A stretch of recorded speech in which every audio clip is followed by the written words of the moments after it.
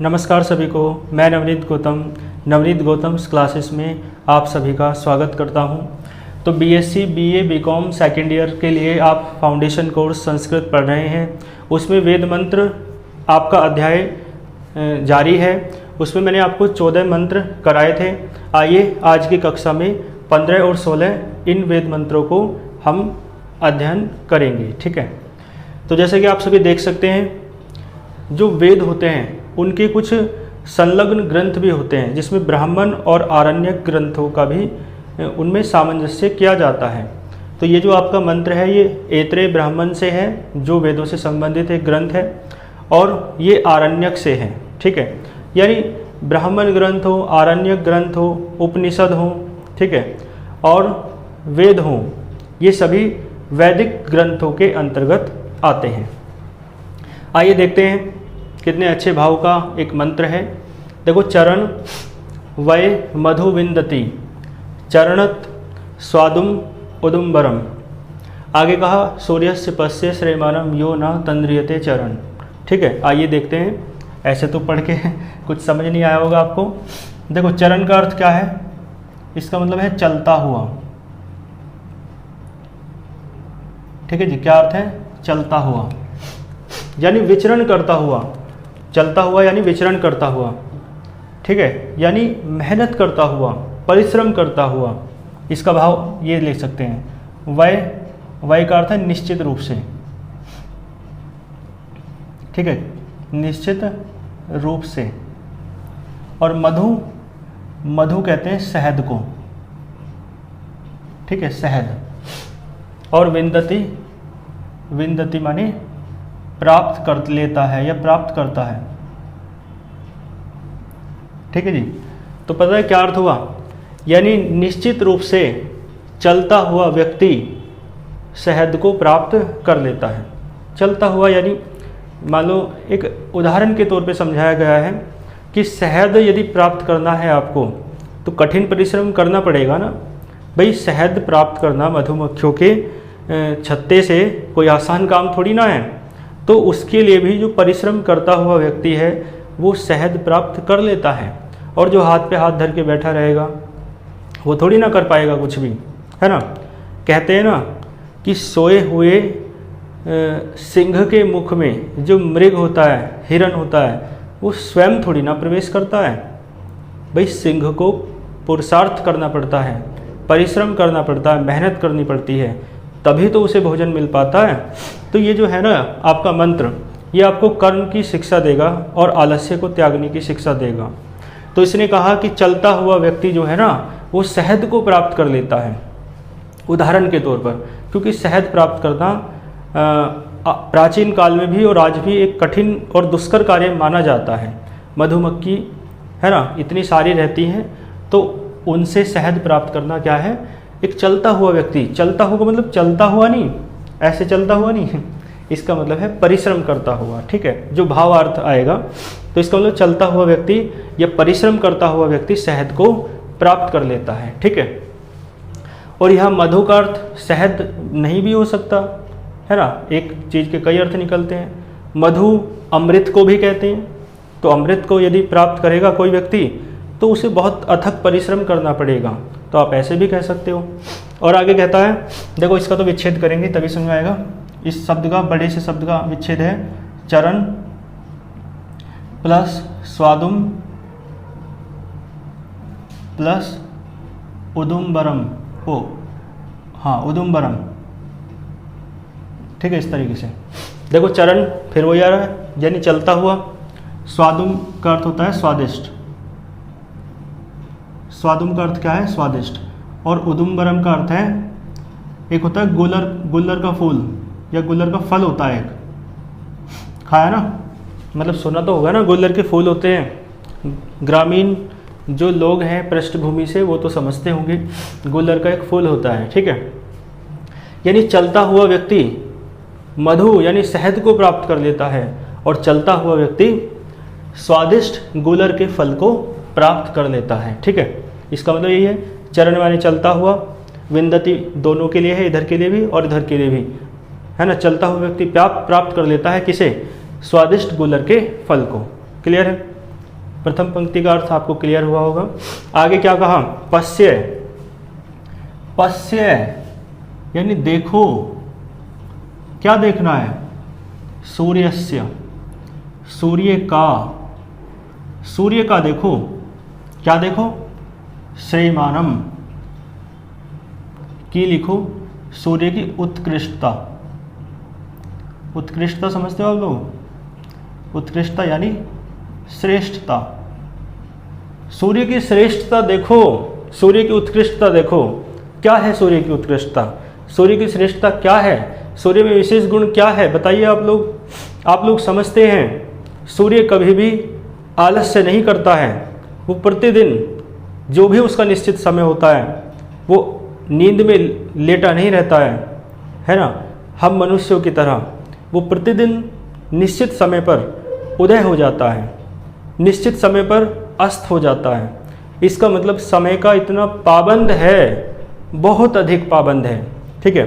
तो यहाँ से ये शिक्षा मिलती है कि जिस प्रकार सूर्य अपने समय का इतना पाबंद है, जिस समय पर उसे जो कार्य करना होता है उस समय पर वही कार्य करता है। बात समझ पा रहे हैं? इसका मतलब उसमें तनिक भी आलस्य नहीं है। तो उस आलस्य को त्यागने की शिक्षा ही तो इस मंत्र में दी जा रही है। वो कह रहे हैं कि चलता हुआ व्यक्ति मधु को प्राप्त कर लेता है। मधु कोई लड़की नहीं है, ठीक है। मधु यानी अमृत हो सकता है, मधु कोई शहद हो सकता है, मधु आपका कोई लक्ष्य हो सकता है ना। आपके केस में तो आपका कोई लक्ष्य हो सकता है, और मधु कोई लड़की भी हो सकती है किसी के लिए, तो है ना, वो भी हो सकता है। भाई अपने प्रेम को प्राप्त करना भी तो एक उद्देश्य हो सकता है ना जीवन का। और आपसे ऐसी बातें मैं कर सकता हूँ, आप ग्रेजुएशन के स्टूडेंट्स हैं तो समझ पा रहे हो। चलता हुआ व्यक्ति अपने लक्ष्य को केवल वही प्राप्त कर पाएगा जो चलता हुआ व्यक्ति है। चलता हुआ मतलब समझ रहे हो ना, पैदल चलता हुआ नहीं व्यक्ति, यानी जो परिश्रम करता हुआ व्यक्ति है, जो शांत नहीं बैठा है थक करके, जो विश्राम में नहीं है, वो जो नींद में नहीं है, जो लगातार अथक परिश्रम कर रहा है, वो व्यक्ति, वो चलता हुआ व्यक्ति है। जो लगातार अपने उद्देश्य के प्रति, अपने लक्ष्य के प्रति कार्य कर रहा है, वो चलता हुआ व्यक्ति है। समझ गए? तो चलता हुआ व्यक्ति मधु को प्राप्त कर लेता है। कितना अच्छा वाक्य है ना, कितनी खुशी मिल रही है। मधु नहीं, मधु सुन के आपको खुशी मिल सकती होगी। मधु मतलब शहद, यहाँ पे क्या है, शहद, या मधु अर्थात अमृत, ठीक है। बात समझ आई? तो चलता हुआ व्यक्ति शहद को प्राप्त कर लेता है, चलता हुआ व्यक्ति स्वादिष्ट गोलर के फल को प्राप्त कर लेता है, ठीक है। और अगली पंक्ति तो बड़ी कमाल की कही इन्होंने, देखो, किसे देखो, सूर्य की उत्कृष्टता को देखो, सूर्य की श्रेष्ठता को देखो। और सूर्य की श्रेष्ठता है क्या, वो मैं आपको बता चुका हूँ, लेकिन फिर भी पढ़ लेते हैं आगे। यो का अर्थ है जो, ठीक है।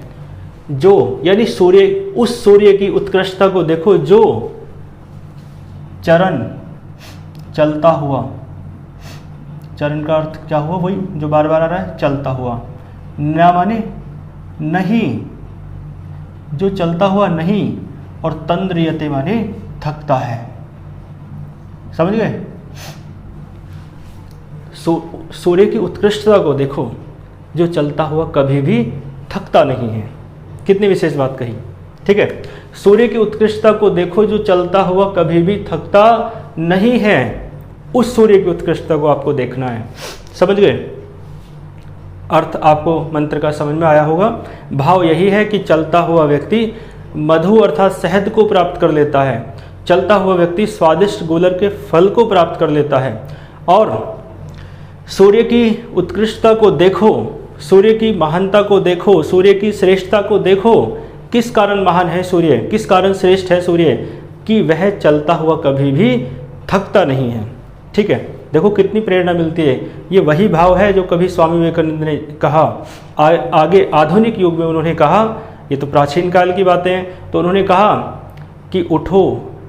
उन्होंने शुरुआत से क्या कहा, पूरी बात सुनिए। उन्होंने कहा शरीर तो एक दिन जाना है, फिर आलसियों की भांति क्यों जिया जाए, जंग लगकर मरने से अच्छा है कुछ करके मरना। उठो, जागो और अपने अंतिम लक्ष्य की पूर्ति हेतु कर्म में लग जाओ, और तब तक मत रुको जब तक कि लक्ष्य प्राप्त ना हो जाए। ये वाली बात कही उन्होंने, arise awake and stop not till the goal is reached.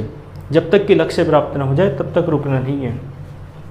ठीक है जी, तो ये मंत्र समझ में आया होगा आपको, इसमें कोई दिक्कत नहीं होगी, कर लोगे। बहुत अच्छा, बहुत अच्छे भाव का मंत्र है। आगे आओ, एक बहुत पवित्र मंत्र की बात करते हैं। इसका तो आर्य समाजी और जो भी संस्कृत से जुड़े हुए लोग हैं या जो भी संस्कृत के विद्यार्थी हैं, शिक्षार्थी हैं, वो सब इसका प्रातः स्मरण करते हैं। ओम सह नव भुन, है ना, सह नवतु सह नव भुनक्तु सह वीर्यम करवावहै तेजस्वी नवधीतमस्तु माँ विद्वेषावहै, इस तरीके से कहते हैं, प्रार्थना में शामिल होता है ये। देखो इसका करते हैं। ओम, ओम तो आप जानते हैं उस निराकार ब्रह्म का नाम है ना, जिसका कोई आकार नहीं है, जिसकी कोई प्रतिमा नहीं बनाई जा सकती, जिसे किसी शब्द में बांधा नहीं जा सकता, जिसके गुणों की तुलना नहीं की जा सकती, उपमा नहीं दी जा सकती, उस निराकार ईश्वर का नाम है ओम। ठीक है जी, तो ओम, ओम का अर्थ यानी हे निराकार ईश्वर, हे परब्रह्म परमात्मन, है ना, इस तरीके से कोई भी संबोधन आप दे सकते हो।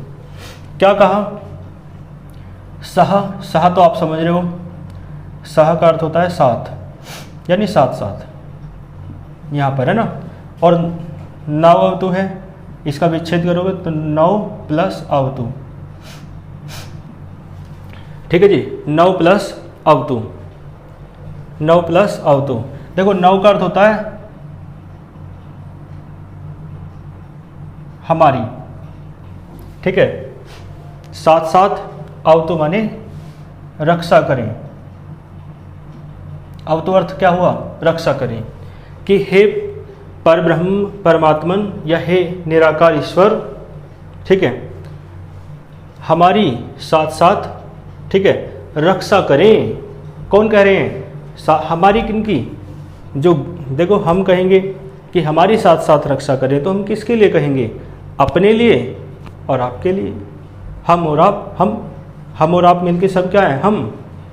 ठीक है, यानी विद्यार्थी और शिक्षक, तो यानी गुरु और शिष्य प्रार्थना कर रहे हैं कि हे ईश्वर हमारी साथ साथ रक्षा करें। बात समझ में आई? हमारी साथ साथ रक्षा करें। फिर कहा नव, हमारी, सह साथ साथ, भुनक्तु माने, भुनक्तु का अर्थ है पालन करें। क्या अर्थ है?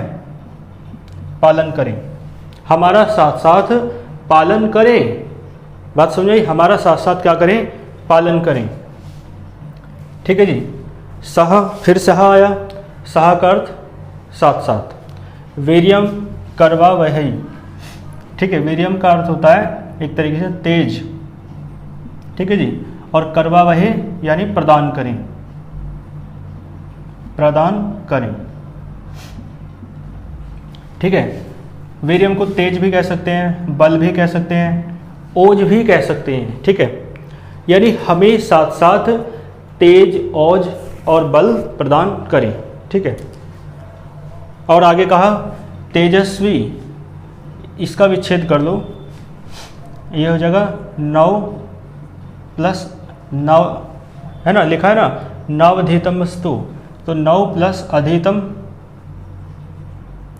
और प्लस अस्तु, नव प्लस अधितम प्लस अस्तु। देखो नव माने हमारी, अधितम माने जो हमने पढ़ी हैं चीज़ें, अधितम माने अध्ययन की हुई, है ना, या अध्ययन किया हुआ, तो हमारा अध्ययन किया हुआ जो ज्ञान है ना, अपने पास से जोड़ना पड़ेगा, जो ज्ञान है वो तेजस्वी, तेजस्वी हो जाए, यानी तेजोमयी हो जाए। या ऐसा कह सकते हो कि हमारी पढ़ी हुई या हमारी अध्ययन की हुई जो विद्याएं हैं वो कैसी हो जाएं? तेजस्वी हो जाएं। अस्तु माने हो, तेजस्वी हो जाएं, तेजोमयी हो जाएं, यानी हमारी जो विद्याएं हैं उनमें बहुत तेज हो। तेज होने का अर्थ क्या है? कि हमारी विद्याएं कभी भी निष्फल ना हो। ठीक है, हम जो पढ़ रहे हैं वो जीवन भर हमें काम दे, हमें हमारे जीवन को, जीवन के मार्ग को श्रेष्ठता की ओर, उन्नति की ओर प्रशस्त करे, इस तरीके का भाव है। ठीक है जी, तो हमारी पढ़ी हुई जो विद्याएं हैं तेजोमयी हो। ठीक है, इस तरीके से अर्थ है। या हमारी अध्ययन, अधितम माने अध्ययन की हुई जो विद्याएं हैं हमारी अधितम यानी हमारी अध्ययन की हुई विद्याएं, विद्याएं तो आपको अपने पास से जोड़ना पड़ेगा, अधितम यानी विद्या ही तो पढ़ी होगी कोई, या ज्ञान कह सकते हो। तो हमारी पढ़ी हुई या अध्ययन की हुई विद्याएं तेजोमयी हों, अर्थात कभी भी निष्फल ना हो। ठीक है। और लिखा है माँ, माँ माने मत, माँ का क्या अर्थ है? मत। और विद्विषा वहै, विद्विषा वहै का अर्थ है यानी हम आपस में वैर ना करें, वैर कह दो या द्वेष कह दो। ठीक है। माँ विद्विषा वहै यानी हम लोग गुरु और शिष्य या है ना, हम लोग आपस में द्वेष ना करें। शिष्य शिष्य आपस में करते हैं ना द्वेष भाव, वैर भाव, वो भाव ना रखें। ठीक है। तो पूरे मंत्र का अर्थ ये हुआ कि हे निराकार ईश्वर, हे परब्रह्म परमात्मन, ठीक है, नव सह अवतु यानी हम दोनों गुरु और शिष्य साथ साथ, नव माने हम दोनों, ये लिखा है हम दोनों साथ साथ, है ना। ठीक है। अवतु माने रक्षा करें, यानी हे ईश्वर हम दोनों की साथ साथ रक्षा करें, या ऐसे कह सकते हो हमारी साथ साथ रक्षा करें। आगे कहा नव सह भुनक्तु, हम दोनों का साथ साथ पालन करें या हमारा साथ साथ पालन करें। सह वीर्यम करवावहै, हम दोनों को साथ साथ, ठीक है, तेज औज और बल प्रदान करें। ठीक है। आगे कहा नव अधितम, हमारी अध्ययन की हुई विद्याएं तेजोमयी हों, अर्थात कभी भी निष्फल ना हो। माँ विदिशा वहै, हम दोनों आपस में वैर या द्वेष भाव ना रखें। ठीक है। इस तरीके का एक सुंदर भाव है जो, ठीक है, इस मंत्र के माध्यम से व्यक्त किया गया है। तो दोनों मंत्र आपको बहुत अच्छे से क्लियर हुए होंगे, इन्हें आप अच्छे से तैयार कर लेना। बाकी आपकी क्लासेस जारी रहेंगी। ठीक है। थोड़ी तबीयत ऐसी ही है, इसी कारण थोड़ा ऐसा चल रहा है। बाकी बताना फिर कमेंट बॉक्स में जो भी आपके मन के प्रश्न हो। ठीक है। मिलते हैं फिर नेक्स्ट लेक्चर में। अपनी पढ़ाई को अच्छे से जारी रखिए। All the very best.